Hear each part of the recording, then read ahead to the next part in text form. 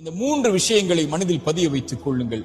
முதலாவது, நடக்க இருக்கின்ற எல்லாம் இறைவனுடைய புறத்திலிருந்து தான் நடக்கிறது என்ற அடிப்படையை இறைவன் கூறுகிறான். ஒரு மனிதன் சோதிக்கப்பட்டால் அவன் சொல்லுவான், அவன் இறை நம்பிக்கை உள்ளவன், அவன் சொல்லுவான் பொறுமையோடு, இன்னா லில்லாஹி வ இன்னா இலைஹி ராஜிஊன், இன்னா லில்லாஹ், எல்லாம் அல்லாஹ்வின் புறத்திலிருந்து தான் வருகிறது, அவனை நோக்கிதான் நான் செல்ல இருக்கிறேன் என்று சொல்லுவான். இறைத்தூதர் சொன்னார்கள், இந்த வார்த்தையை சோதனையில் பொறுமையோடு சொல்பவனுக்கு அவன் இழந்ததை விட இறைவன் சிறந்ததை கொடுப்பான்.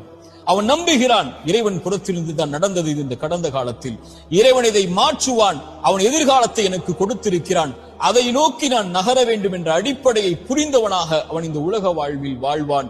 எது இழந்தாலும் என்று இறைத்தூதர் சொன்னார்கள், ஒரு மனிதனுடைய குழந்தையுடைய உயிரை கைப்பற்றுவான் இறைவன். கைப்பற்றக்கூடிய மலக்கிடத்திலே, அந்த வானவரிடத்திலே கேட்பான், இந்த அடியானுடைய குழந்தையின் உயிரை கைப்பற்றும் போது அவன் என்ன சொன்னான்? அவன் நேசித்த அந்த குழந்தையுடைய உயிரை கைப்பற்றும் போது அந்த இறையடியான் என்ன சொன்னான்? யா அல்லாஹ், என் நிறைவா, இவன் புகழ்ந்தான் உன்னை, உன்னிடத்திலே திரும்பி வந்து விட்டான், இன்னா லில்லாஹி வ இன்னா இலைஹி ராஜிஊன், யா அல்லாஹ், உன்னை சார்ந்தவன் நான், உன்னிடத்திலே திரும்பி வருகிறேன் என்ற அந்த வார்த்தையை மொழிந்தான்.